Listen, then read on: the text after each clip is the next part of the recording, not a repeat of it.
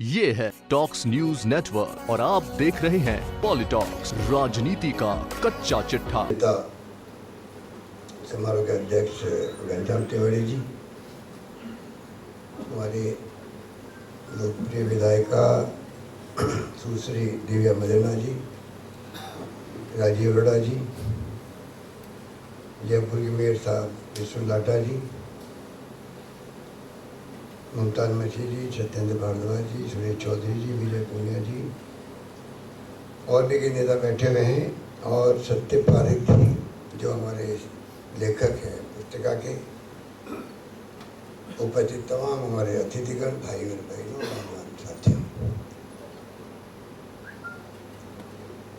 मुझे बहुत खुशी है कि आज मुझे इस मुबारक मौके पर आपके बीच में आने का सौभाग्य मिला। वास्तव में सत्य पारिक जी धन्यवाद के पात्र हैं। उन्होंने एक ऐसे व्यक्तित्व के बारे में पुस्तक का विमोचन करवाया जिसके बारे में आपने पूर्व वक्तों में क्या कहा आपने सुना और आप उनके लोग जानते भी थे।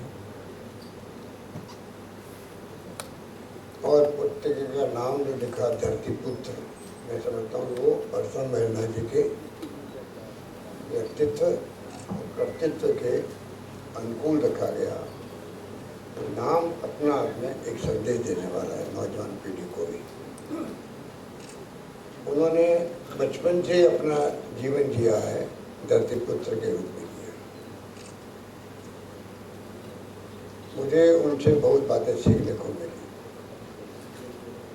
उनका जीवन अपना आप में उन व्यक्तियों के लिए जो राजनीति में आके सेवा करना चाहते हैं, प्रतिबद्धता के साथ में, समर्पण के साथ में, निष्ठा के साथ में, कर्मठता के साथ में, उनके लिए प्रेरणा स्रोत हो सकता है। और मुझे सौभाग्य मिला कि मैं उनसे ये बातें सीख सका।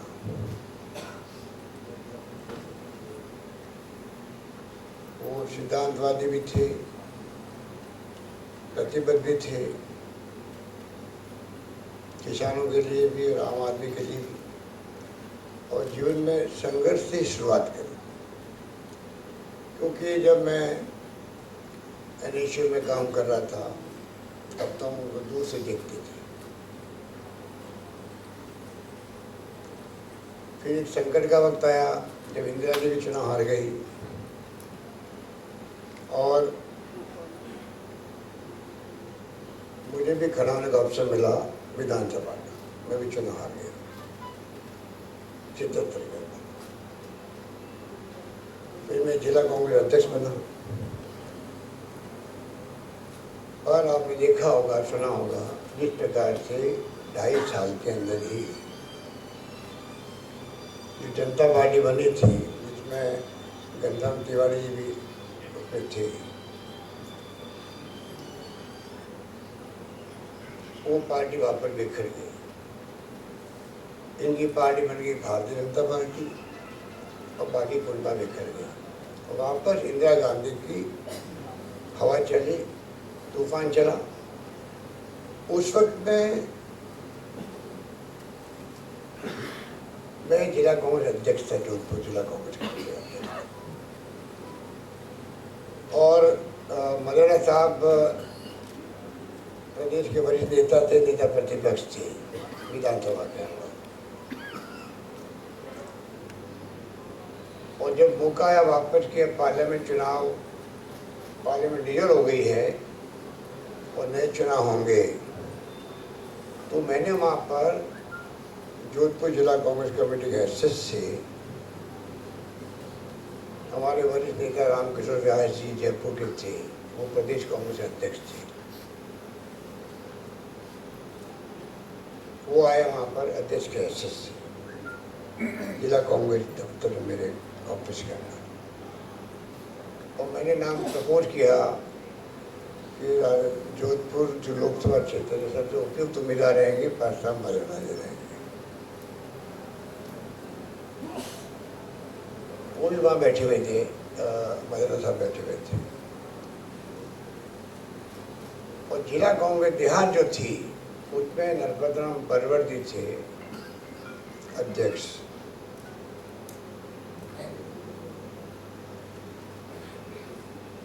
और वहाँ मदना साहब, खेची राठौड़ साहब, राम सिंह विष्णु जी हमारे वरिष्ठ नेता थे।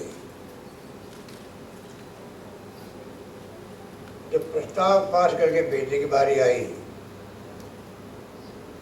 तो मैंने जिला कांग्रेस अध्यक्ष के हैसियत से प्रस्ताव पास किया। उसमें नंबर 1 परसा मरना जी, वो तो मना करे थे मुझे मालूम था। तो फिर दूसरा नाम खेची राठौड़, तीसरा नाम राम सिंह विष्णु जी का। और क्योंकि परसा मरना को पहचान थी कि कौन उपयुक्त उम्मीदवार हो सकता है, कौन कार्यकर्ता के रूप में काम करता है, कौन जीतने की संभावना है, तो जिला कांग्रेस कमेटी में प्रस्ताव पास कराया। सिर्फ उसमें मेरा अकेला का नाम भेजा देहात कांग्रेस कमेटी से। वो जो अशोक गहलोत उम्मीदवार उपयुक्त रहेंगे, एक ही नाम। जयपुर आए हम लोग, यहाँ सिंधा चंद्र रोड पे मीटिंग थी, पूरी कमेटी बैठी, मैं जिला कांग्रेस अध्यक्ष से पेश हुआ। मैंने वही बात रिपीट की जो मैंने अभी बताई आपको। और आखिर के अंदर जो मदना साहब चाहते थे वही हुआ कि लोकसभा का उम्मीदवार मुझे घोषित किया गया। चुनाव लड़ा मैंने, तो पूरे जोधपुर जिले के अंदर जो हमारे बड़े नेता थे, मदना साहब के नेतृत्व में हम लोग कैंपेन किए। उस वक्त 21 दिन का कैंपेन होता था। तो कैंपेन में आप समझ सकते हो कि कितना टाइम मिला होगा बात करने का।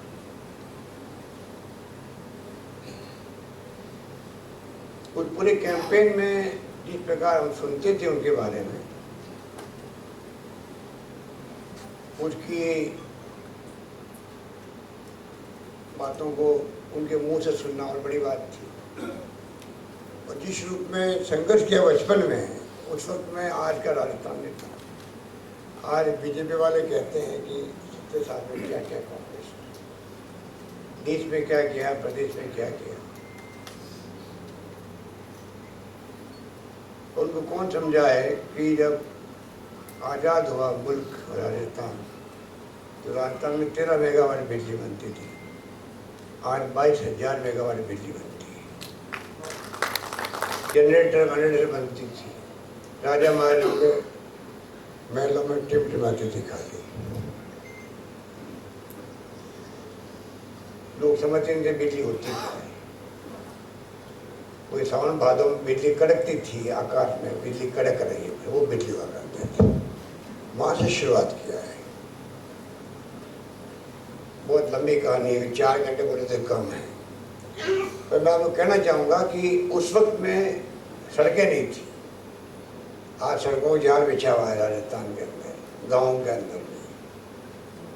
जैसलमेर, बाड़मेर, जोधपुर, बीकानेर, ये तो रेतों के टीले हुआ करते थे, जहाँ पर जीपें चलती थी और आगे जा करके मिट्टी हटानी पड़ती थी बार बार, जो जाके जीप आगे जा सकती थी।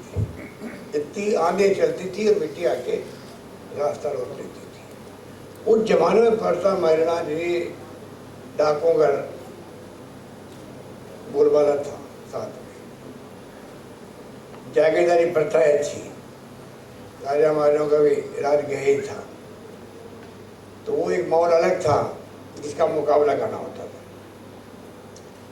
उस वक्त में बलदेवराम मिर्जा जी के साथ में अपने बचपन के अंदर, जैसे मैं बचपन में लग गया निश्चय के अंदर, जो 22-23 साल का था,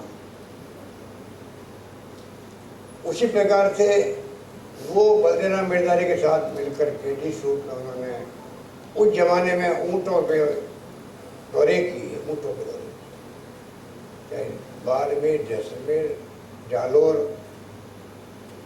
जोधपुर, वो इलाके हो, कहाँ चाटी जाके वो रहने वाले थे, कहाँ जोधपुर आगे पढ़ाई करी उन्होंने। स्कूलें नहीं थी उस वक्त, प्राइमरी स्कूलें नहीं थी। आज तो हम असेंबली मांग कर दे 500 खुलनी चाहिए, 1000 खुलनी चाहिए। उस वक्त तो प्राइमरी स्कूल तक नहीं थी। पढ़ने के लिए इलाहाबाद और कानपुर और आगरा और बनारस जाना पड़ता था लॉ करने के लिए। हमारे नेताओं को जाना पड़ा, इन सब नेताओं को। अब तो कितनी खुल गई लॉ कॉलेज, बिल्कुल दृश्य दूसरा था। आज सोशल मीडिया ऐसा आ गया जो नई पीढ़ी को पूरी तरह से षड्यंत्र के अंतर्गत गुमराह कर रहा है देश के। मोदी जी और उनके मित्र लोग, मित्र मंडली इसी काम में लगे, उसमें वो कामयाब भी हो गए, क्योंकि एक क्रांति हुई है सोशल मीडिया की, टेलीफोन के माध्यम से। और उसका पूरा दुरुपयोग जिस रूप में किया जा रहा है, द्रावण जी को नहीं छोड़ा। जो व्यक्ति का अच्छा इंसान है, जो कुछ देश के लिए करना चाहता है, लेकिन अच्छी सोच से गरीबों के लिए, दलितों के लिए, पिछड़ों के लिए, आदिवासियों के लिए, अल्पसंख्यकों के लिए, मैं तो उनके साथ रहा। पर जो माहौल बनाया देश के अंदर, जिस रूप में वो आपके सामने, तो जो व्यक्ति ऊँटों पे घूम घूम करके उस वक्त में जागृति पैदा की किसानों के अंदर, तो तुम्हारा हक क्या है, अभी बता रहे थे जाम जी और अन्य साथी किस प्रकार से जमीन का अधिकार दिया किसान को। पहले भू मालिक नहीं था वो, जब वो सोया रात को तो भू मालिक नहीं था, उठा तो भू मालिक बन गया वाली बात हो गई। ये तमाम कानून इसी असेंबली में बनाए गए, भूमि सुधार के हो यानी क्रांतिकारी कानून हो, उस वक्त से बनने लगे।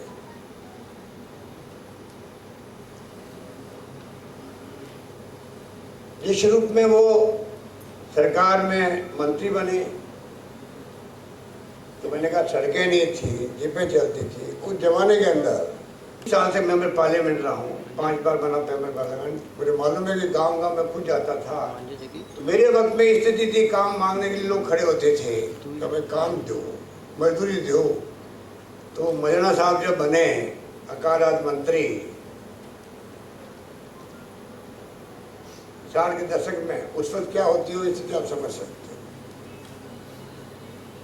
तो इस प्रकार के माहौल के अंदर काम मांगे जाते थे। पीने के पानी का संकट, अकाल पड़ते ही पशुओं के लिए पीने का पानी, मनुष्यों के लिए पीने का पानी, चारे का अलग प्रबंधन करो। ये तो मेरे देखा हुआ बात है 80 के बाद में। आप सोच सकते हो कि उस व्यक्ति ने उस जमाने के अंदर, मोहनदास सुखाड़े मुख्यमंत्री, ये सब लोग 7-7 दिन के दौरे करते थे अकाल रात के, 7-7 दिन दो जमाने के अंदर। अब तो साधन है, सड़कें हैं, सब कुछ रास्ते के अंदर पीने का पानी मिल जाता है, बिजली आ गई है। उस जमाने कुछ भी नहीं था, तब भी 7-7 दिन के दौरे किए इन्होंने, हमारे मुख्यमंत्रियों ने और मौलाना साहब ने, राहत देने के लिए, विशेषकर पश्चिमी राजस्थान के अंदर। इस रूप में जो जीवन बिताया हो, और जिन्होंने, अभी घनश्याम जी कह रहे थे कि कड़का कड़क पहनते थे, वो तो उनकी बहुत कहना चाहिए कि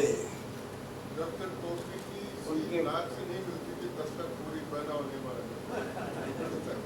बिल्कुल ठीक कह रहे हैं घनश्याम जी, जो कह रहे हैं वो बिल्कुल ठीक कह रहे हैं कि कड़क के कपड़े और टोपी की लकीर, उसमें कोई कॉम्प्रोमाइज नहीं था।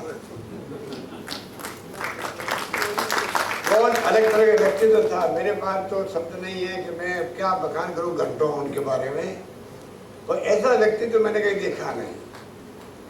सिद्धांतवादी पक्के,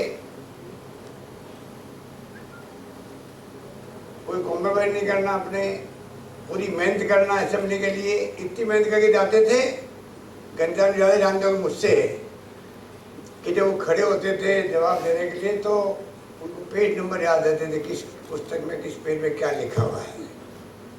इतनी मेहनत करते थे, रात को 12-12, 1-1, 2-2 बजे तक सोते, 3 बजे तक सोते थे। कपड़ों की तो उनकी स्टाइल बिल्कुल ठीक कही गई है कि कपड़ों की लंबाई या चौड़ाई, दर्जी जो है, दर्जी का मैं नाम भूल गया हूँ,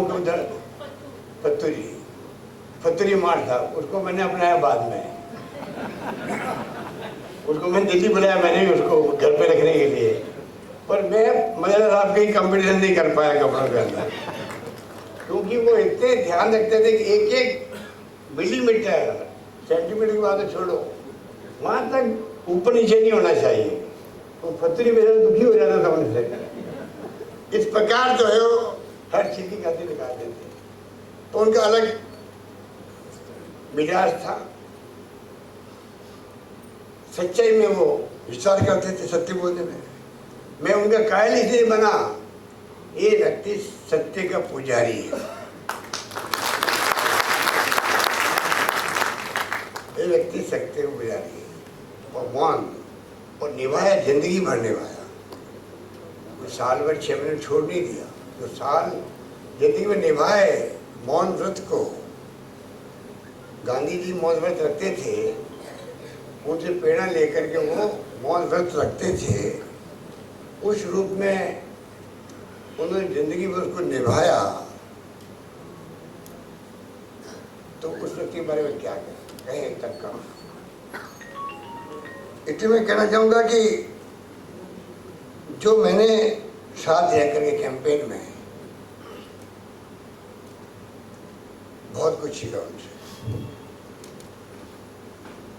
और जो कोई किसी प्रेरणा देता है, जैसे आप किसी प्रेरणा लेते होंगे, तो जुड़ने का उससे मिलो हमेशा, इतनी जरूरत नहीं होती है। और अपना भी आप प्रेरणा, वो आपके प्रेरणा स्रोत रहता है। जिस व्यक्तित्व को आप मानते हो भी प्रेरणा मेरे लिए प्रेरणा देने लायक व्यक्तित्व है, तो फिर आप उसे प्रेरणा देते थे। उनके चाल से, उनकी बॉडी लैंग्वेज से, उनके विचार थे, आचार थे। तो इस प्रकार का व्यक्तित्व वो था। और अपने अमिट छाप छोड़ी जिंदगी भर। जब मैं मुख्यमंत्री बन गया,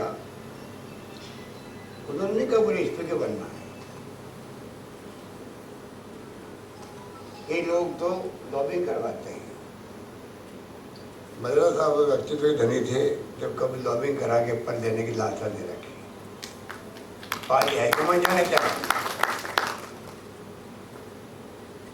और हमारे लिए सबसे उपयुक्त वही थे कि लोकसभा के विधानसभा के स्पीकर के रूप में काम करें। और जो उन्होंने अमिट छाप छोड़ी विधानसभा में, घनश्याम तिवारी जी, और सब लोग जानते हैं किस प्रकार से उन्होंने गरिमा के साथ में, जैसे सीपी जोशी जी ने कहा मुझे स्पीकर बनना है,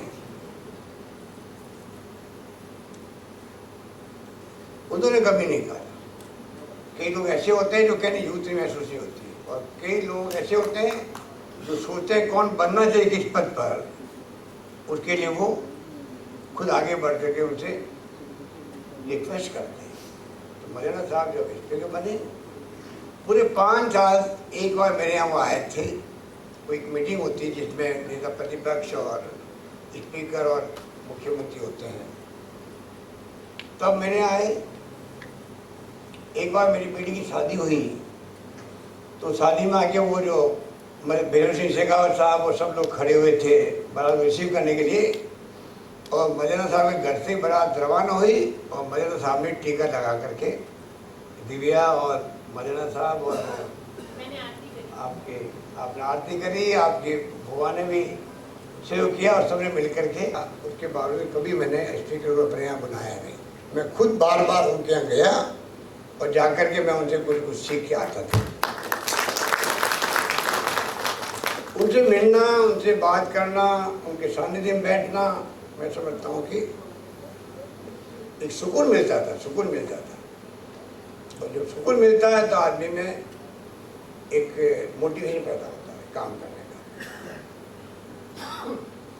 और अकाल व सूखे का मैं मुकाबला कर पाया, तो उनकी बातें सुन के जो मैंने सुनी और समझी, तभी मैं एमपी बन गया 5 बार। तो मैं लगातार जोधपुर उतरते दिल्ली से सीधा मैं फलोदी हो या ओछिया हो, भोपालगढ़ हो, भिलाड़ा हो, लोनी हो, उन गाँव में क्यों जाता था, क्योंकि मैंने उनकी बातें सुनी थी। मैंने कहा ना, जो प्रेरणा लेने के कुछ तय कर ले, तो उनकी बातों को आप आत्मसात करना पड़ता है। मुझे थोड़ी कहा आप रोज रोज जाओ वहाँ पर मैं समझा कि ये व्यक्ति उस वक्त में अगर ऊँटों में गया है, जीपों में घूमे हैं, तकलीफ पाई है, तो आज तो सड़कें बन गई है, हमें गांव वालों को जाके सुख दुख में साथ देना चाहिए।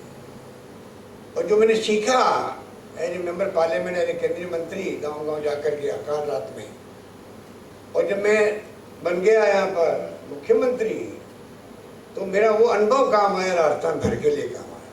कैसे गरीबों की सेवा करनी चाहिए, क्या गाँव की हालत होती है, ढाणियों की हालत होती है, गरीब आदमी क्या स्थिति बनी होती है, अनुभव काम आता। अनुभव निभाते निभाते मैं यहाँ तक पहुँचा। आपका आशीर्वाद में 30वीं बार मुख्यमंत्री बनने का मौका मिला। और जैसे मदना साहब की सोच थी, उसी रूप में जिंदगी हमारे अपने लिए नहीं, समाज के लिए, प्रदेश के लिए, देश के लिए जीना है। उस रूप में काम करना है, कोई नीति स्वार्थ में।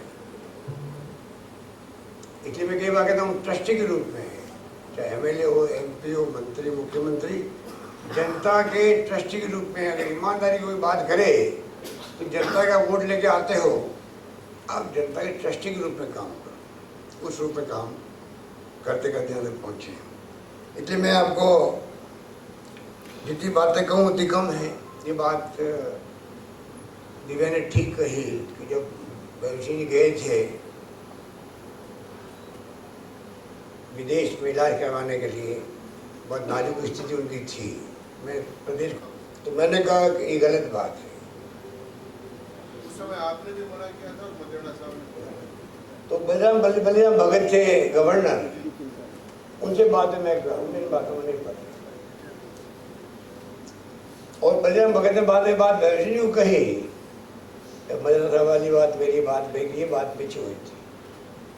और जब मैं पीसी अध्यक्ष बन के आया था तो उस वक्त वो बाहर गए हुए थे मेरे ख्याल से, तो मेरे ऊपर कोई अटैक किया किसी ने, तो मैंने पीसीसी प्रदेश कांग्रेस कमेटी दफ्तर के बाद मैंने ज्वाइन किया कि साथी आने वगैरह बैठे हुए मछली वगैरह, तो मैंने वहाँ भाषण में कहा बीजेपी के बारे में कि बीजेपी वाले क्या मेरे बारे में बात करते हैं, तो मैं क्या कर पाऊँगा।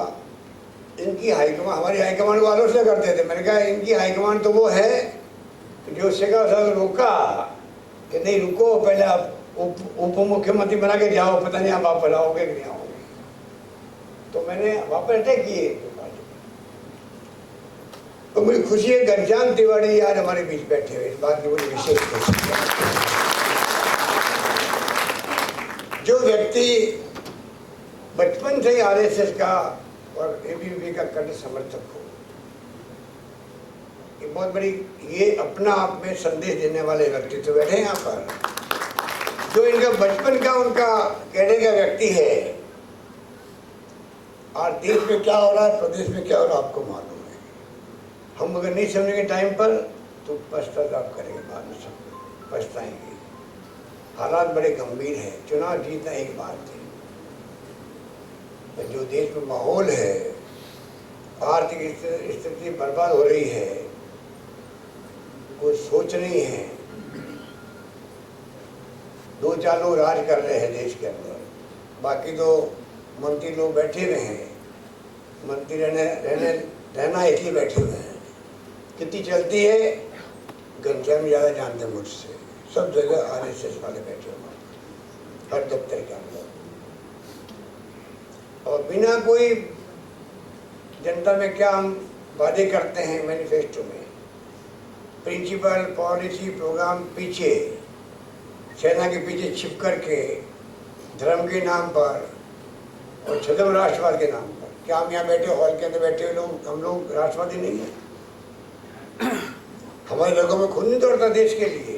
कितने सैनिक हमारे शहीद हो रहे हैं, कितना खून खोलता है जब कोई शहीद होता है आतंकवाद के हाथों।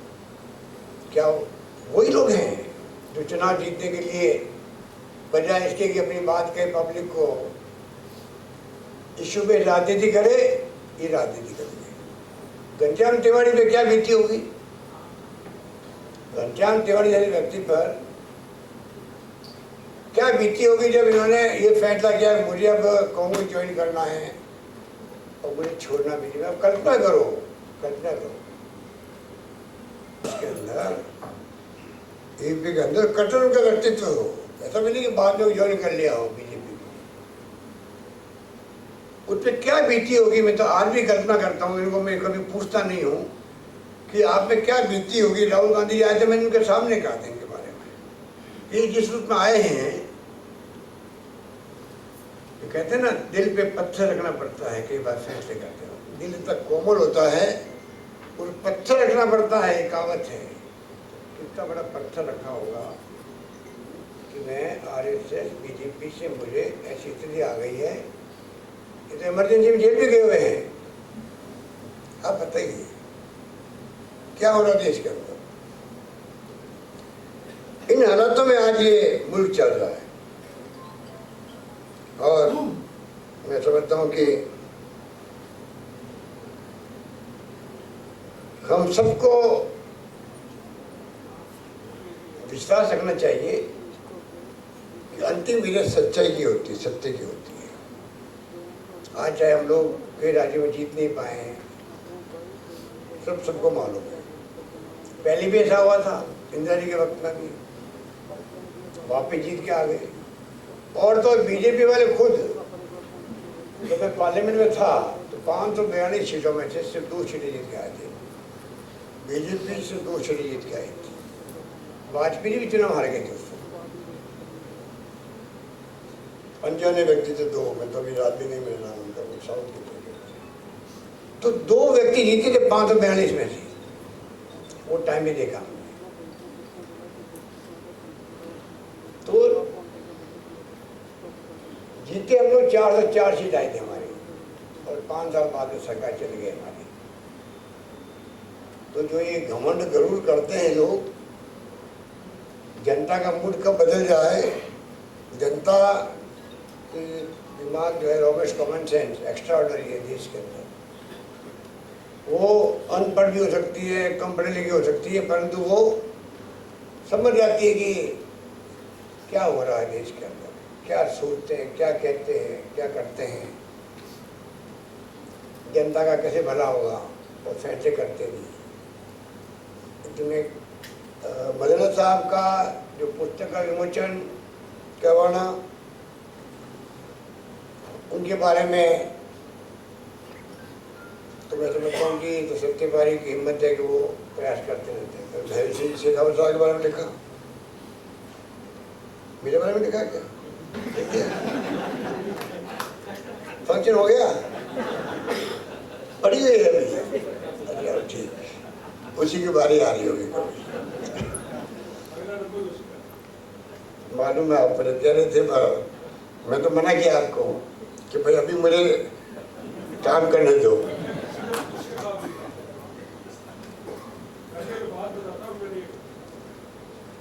अभी आप दमखम में काम करने का मन है। और दमखम वाले देखिए ठीक है, सबने बहुत अप्रिशिएट किया, अच्छा बजट पेश किया है क्या।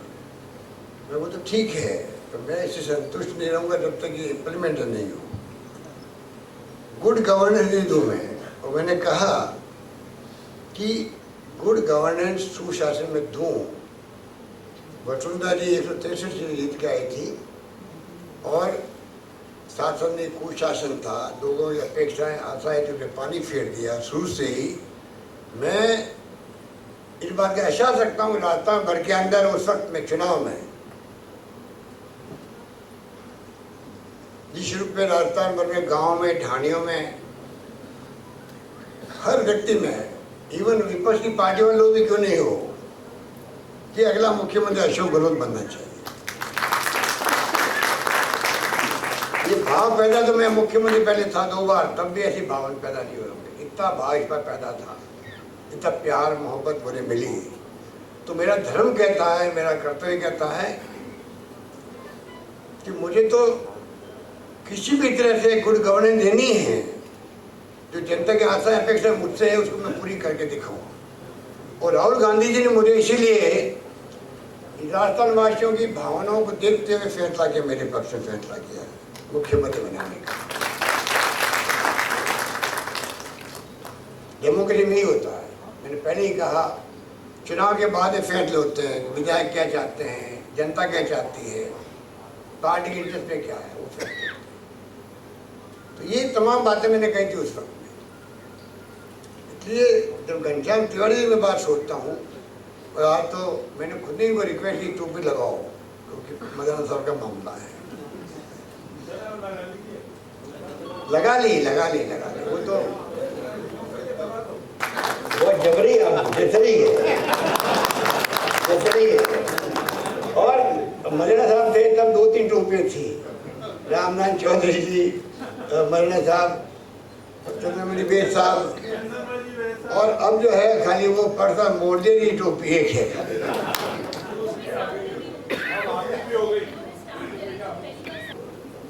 पर मैंने धरती पुत्र के नाम से टोपी लगा रखी। मैंने अगर आज है तो जनरली हम लोग उतार देते वहाँ पर, क्योंकि थोड़े सूट नहीं करती है, कभी वो छोटी होती है, बड़ी होती है। आज मैं तो बड़ी छोटी हो या बड़ी हो, आज तो टोपी रहेगी। हमारे बैठे हैं क्या सूरज खत्री जी जो है मदन साहब के, अरे खत्री तो खत्री है भाई, ये भी तो कोई कम थोड़ी है। मदन साहब को इन्होंने बहुत सेवा करी है, और आज भी उनके नहीं रहने के बावजूद भी आज भी उनको याद करता है। ये भी खासियत है हमारे दिल्ली वालों ने, दिल जीत रखा है इसमें। और एक और बात मैं कहना चाहूँगा, लेट तो नहीं करा रहा हूँ आपको, तो बात नहीं। सोनिया गांधी जी आई थी जयपुर, आप मुझे बताओ, मैं 45 साल हो गए राजनीति करते हुए, मैंने इस प्रकार से किसी कांग्रेस अध्यक्ष को किसी घर जाते हुए नहीं देखा। सोनिया गांधी जी परसा महिला जी मिलने उनके घर गई, आप कल्पना कर सकते हैं। इमेजिन, इसका मतलब क्या है? इसके मायने हैं जैसे मैं सोचता हूँ, आप सोचते हो, हजार लोग सोचते हैं। सोनिया गांधी जी जिस प्रकार से उनका खुद का व्यक्तित्व है, कर्तृत्व है, जो उनकी मान सम्मान देश में नहीं दुनिया में है, प्रधानमंत्री पद स्वीकार नहीं किया उन्होंने, और कांग्रेस बचाने के लिए उनका कोई राजनीति मानने का इरादा नहीं था, कांग्रेस बिखर रही थी, तब उन्होंने ये सोच के कि अगर अब कांग्रेस नहीं बची तो इतिहास हमें माफ नहीं करेगा कि खानदान कहते हुए कांग्रेस बिखर गई। ये सोच के हिंदी नहीं जानती थी, तब भी हिंदी सीख करके उन्होंने कांग्रेस कमान संभाली 20 साल तक। और जिस प्रकार उन्हें समझ है उसको मैं शब्दों में व्यक्त नहीं कर सकता। उनका ये निर्णय करना कि मुझे परसा महिला जी घर जाके मिलना उनसे, मैं उसको अपना बहुत बड़ी घटना मानता, बहुत बड़ी घटना मानता। संबंध तो सोनिया गांधी जी के हम लोगों के हिंदुस्तान भर में सब नेताओं के अच्छे रहे हैं, और मदन साहब के घर पे जाके मिलना, आप सोच सकते हो वो व्यक्तित्व कैसा था, ये आप सोच सकते हो। उसी से आप पहचान लीजिए वो धरती पुत्र कैसा था। इसलिए मैं नौजवानों को इस मौके पर अपील करना चाहूँगा, इतिहास जो है वो सत्य के आधार पर होना चाहिए। इतिहास अगर हम तोड़ेंगे मरोड़ेंगे, ऐसे लोग चाहे किसी पदों पर बैठ जाओ, अपना खुद का इतिहास भविष्य के लिए कभी बना नहीं पाएंगे। आज देश में पुस्तकों में पाठ्यक्रम बदल देते हैं, वहाँ पर ठीक करना पड़ता है कांग्रेस सरकार, तो गोविंद दास लगा इस काम में तो भाई वहाँ पर ठीक करो। जरूरत क्या है? क्योंकि आपने बदला उनको। गांधी जी के जो वांग्मय हैं उनको बदलने का काम करने थे लोग। पंडित नेहरू 12 साल जेल में बंद रहे, 12 साल तक। किसे कहते हैं? उस जमाने में जो अमीर बाबू का बेटा था, मोतीलाल नेहरू का बेटा था, जो उस वक्त के नंबर 1 वकील थे देश के, आनंद भवन छोड़ दिया उन्होंने देश के लिए, देश को समर्पित कर दिया है। अब कल्पना करो उन लोगों के बारे में, आपकी 7 पीढ़ी उनका मुकाबला नहीं कर सकती। पंडित नेहरू का मुकाबला आपकी 7 पीढ़ी नहीं कर सकती। उनको लेके आप जो है सोशल मीडिया में क्या क्या चला है आपने 5 साल तक, मेरे मुंह से मैं बोल नहीं सकता। जो व्यक्ति देश की आज़ादी की जंग के अंदर कूद पड़ा हो, सबको छोड़ करके, जो व्यक्ति जेल में बंद रहा हो बार बार, glimpses of world history, discovery of India, भारतीय खोज, जिसका बाद में सीरियल आया था टीवी के अंदर। क्या पुस्तकें लिखी लोगों के, जब पढ़ते हैं तो रोंगटे खड़े हो जाते हैं कि एक व्यक्ति जेल में रह करके ऐसी किताब कैसे लिख सकता है। और आप उस व्यक्ति के बारे में ठीक है आलोचना करो, कमियां बताओ प्रधानमंत्री की, वो किसी को हक है बताने का भाई कि मेरी दृष्टि के अंदर इन प्रधानमंत्री, ये मुख्यमंत्री, ये फला ने काम किया नहीं, क्या अलग बात है। परंतु आप उनके खानदान के बारे में, जाति के बारे में, धर्म के बारे में आप इस निम्न स्तर पर उतर जाओ, आज दुनिया क्या सोच रही होगी आपके बारे में। आज सोशल मीडिया है, इंटरनेट है, दुनिया में एक खबर छपती है, नेगेटिव खबर छपती तो विकसित आज छापते हैं, पॉजिटिव खबर नहीं छापते। जो मुल्क आज विकसित है देश दुनिया के, America, England, Germany, Japan, France, वहाँ जाके आप देखो कभी अच्छी न्यूज़ नहीं छपेगी, पर कोई देश के अंदर कॉन्ट्रोवर्शियल न्यूज़ होगी तो वो उसको स्थान देंगे। आज जब पंडित नेहरू के बारे में ऐसी खबरें आती है, आप कल्पना करो जो उस जमाने पंचशील के सिद्धांत दिया हो, पंचवर्षीय योजना लेके आया हो, निर्गुण राष्ट्र सम्मेलन की स्थापना की हो, उसके के बड़े बड़े जो तीसरी दुनिया के देश थे जो हमारी तरह पिछड़े थे, अफ्रीकन मुल्क थे, या भेदभाव होता है गोरों और कालों के अंदर, उन मुल्कों का चैंपियन बना हो जो व्यक्ति, आप उसके बारे में क्या क्या लिख रहे हो। क्या इससे बड़ी कुछ शर्म की बात हो सकती है। आप चुनाव जीत गए, हम विथ ह्यूमिलिटी आपकी जीत स्वीकार करते हैं, हम आपको बधाई देते हैं, आप अच्छा काम करो मुल्क के लिए।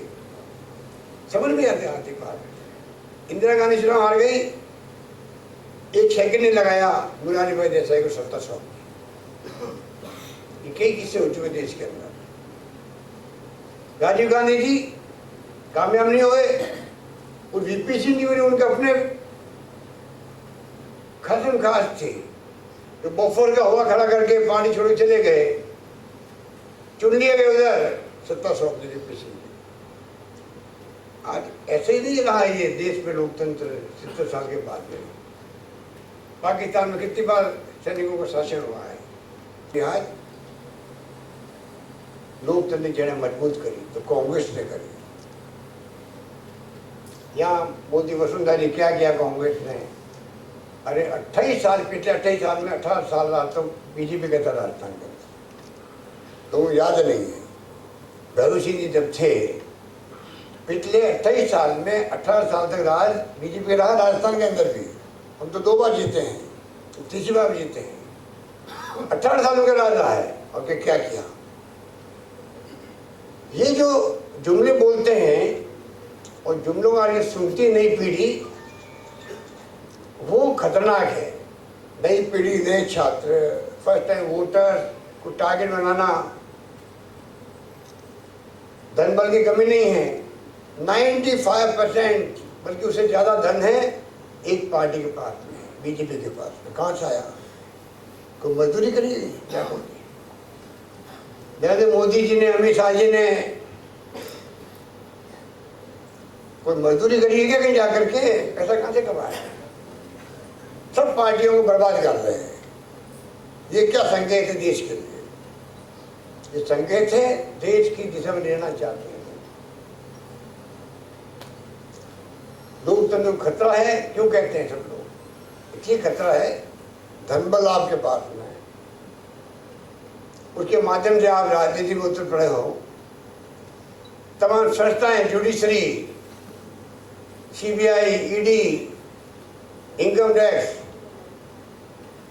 इलेक्शन कमीशन, सीबीसी, सब पे कब्जा कर लिया। और आज वो आरटीआई का कानून बहुत शानदार बनाया, जिसकी शुरुआत राजस्थान से हुई थी। मुझे गर्व है कहते हुए सूचना का अधिकार की सूचना राजस्थान में हमने करी थी 19 के अंदर। बाद में सोनिया गांधी जी ने और मनमोहन सिंह जी ने शानदार कानून बना दिया। कल उसकी धज्जियां उड़ गई है। आज सोनिया गांधी ने पूरा पत्र लिखा है, अपना वक्तव्य जारी किया, उसको लेकर गई। ये अरुणा राय जी, निखिल डे, सब लोग परेशान हो रहे हैं आज, क्योंकि आपने उनको कमजोर करने का काम किया। और हर नागरिक को 130 करोड़ की बात तो करते हो, सबका साथ सबका विकास की बात करते हो, और जो उनका अधिकार मिला हुआ सूचना लेने का, उसका आप खत्म कर रहे हो, कमजोर कर रहे हो। आपकी नीति व नीति ठीक नहीं है।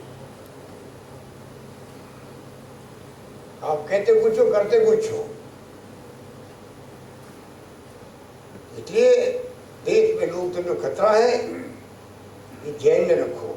जिस रूप में इनके हाव भाव है, इनके फैसले हैं, मोदी जी, अमित शाह जी क्या बोलते हैं उसमें मत जाओ, वो क्या करते हैं उस पर जाओ, तो सच्चे सामने आ जाएगी आपके।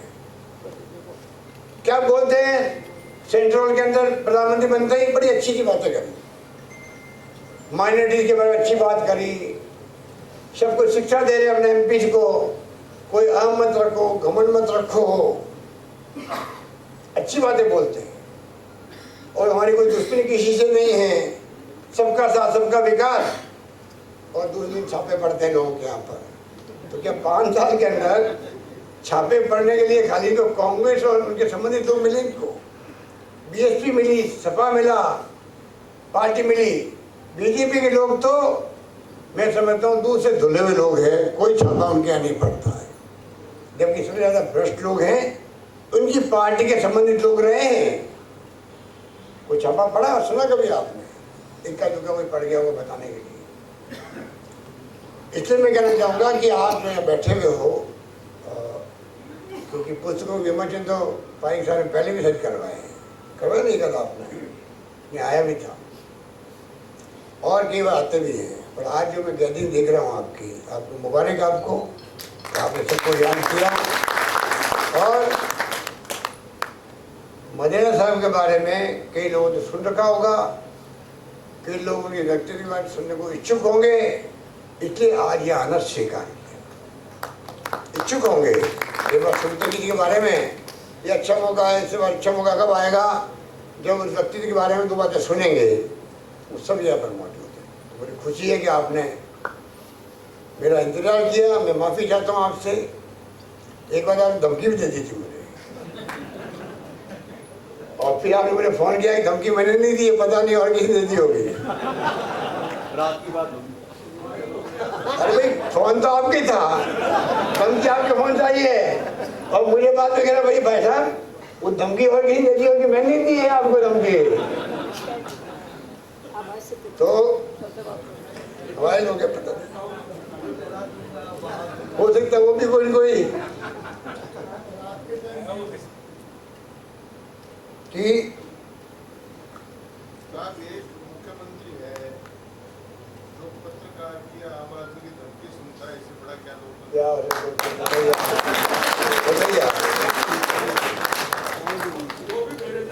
सरलता है। ये लोकतंत्र है, ये लोकतंत्र है। मोदी जी वाला लोकतंत्र नहीं है। मोदी जी और अमित शाह जी 2 लोग राज कर रहे थे देश के अंदर। पर घनश्याम जी भी मैं वापस आऊंगा। घनश्याम जी जो है ये अच्छे पार्लियामेंटेरियन हैं। इन जैसे व्यक्ति को मुख्यमंत्री बनना चाहिए था राजस्थान के अंदर।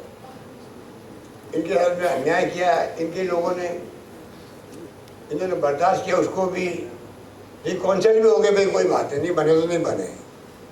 उसके बाद में जो इनके यहाँ व्यवहार किया गया, आप बताइए वो व्यवहार, और फिर इनकी पार्टी नेताओं ने जो व्यवहार किया देश के साथ में, प्रदेश के साथ में, उससे दुखी होकर क्या है।